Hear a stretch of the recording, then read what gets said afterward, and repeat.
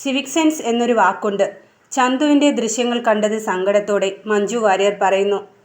നമ്മൾ എവിടെ നിൽക്കുന്നുവെന്നും ഏതവസരത്തിൽ നിൽക്കുന്നുവെന്നും സ്വയം അവബോധം വേണമെന്ന് മഞ്ജു വാര്യർ. സലിംകുമാറിൻ്റെയും തമിഴ് സംവിധായകനായ ഭാഗ്യരാജിൻ്റെയും മരണാനന്തര ചടങ്ങുകളിൽ ആളുകൾ അവസരോചിതമായി പെരുമാറുന്നതിൽ പ്രതികരിച്ച് നടി മഞ്ജു വാര്യർ.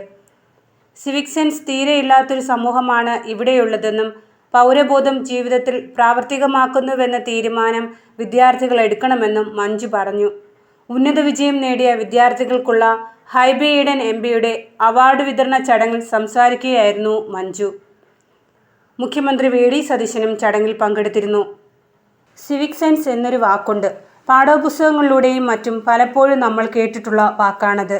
അത് വാക്കിൽ ഉണ്ടെങ്കിലും നമ്മുടെ സമൂഹത്തിൽ എത്രമാത്രം അത് പ്രായോഗികമായിട്ടുണ്ട് എന്നത് ചില അവസരങ്ങളിൽ ഞാൻ ചിന്തിച്ചു പോകാറുണ്ട്. തിയററ്റിക്കലായി പറയുന്നതിലും നല്ലത് ചില ഉദാഹരണങ്ങൾ പറയുന്നതായിരിക്കും. സമൂഹമാധ്യമങ്ങളിലൂടെ ഈ അടുത്ത് നമ്മൾ കണ്ട ചില കാഴ്ചകളുണ്ട്. നമ്മുടെ പ്രിയപ്പെട്ട നടൻ സലിംകുമാർ, അദ്ദേഹം അടുത്തിടെ നമ്മളെ വിട്ടു പിരിഞ്ഞിരുന്നു. അന്ന് അദ്ദേഹത്തിൻ്റെ വീട്ടിൽ നടന്ന ചടങ്ങുകളിൽ ബഹുമാനപ്പെട്ട മുഖ്യമന്ത്രി അടക്കം പങ്കെടുത്തിരുന്നു.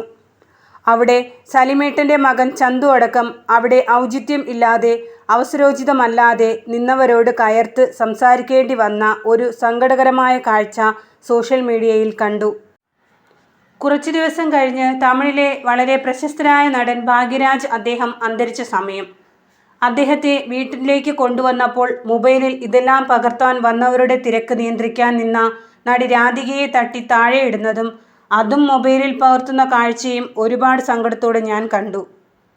ഞാൻ കണ്ടത് വേറാരോ ഫോണിൽ പകർത്തിയ കാഴ്ചയാണ് എന്ന സത്യം അവിടെ നിലനിൽക്കെ ചില കാര്യങ്ങൾ ശക്തമായി ചിന്തിക്കേണ്ടതുണ്ടെന്ന് എനിക്ക് തോന്നി.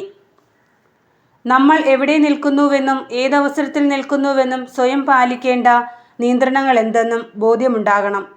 ജോലിയുടെ ഭാഗമായും അല്ലാതെയും പല വിദേശ രാജ്യങ്ങളിലും സഞ്ചരിക്കാനുള്ള അവസരം ഉണ്ടായിട്ടുണ്ട്.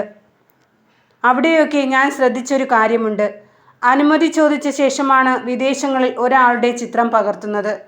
കുട്ടികളുടെയോ എന്തിന് വളർത്തുമൃഗങ്ങളുടെയോ പോലും ചിത്രമെടുക്കുക ഒരാളോട് അനുവാദം ചോദിച്ച ശേഷമാകും. എല്ലാവരുടെ സ്വകാര്യതയും മാനിക്കപ്പെടേണ്ടതാണെന്ന അവബോധം വേണം. അത് നമ്മുടെ സമൂഹത്തിൽ എത്രമാത്രമുണ്ടെന്ന് അറിയില്ല. മാലിന്യം സംസ്കരിക്കേണ്ടതെങ്ങനെ എന്ന പല അവബോധം നാട്ടിലുണ്ട്.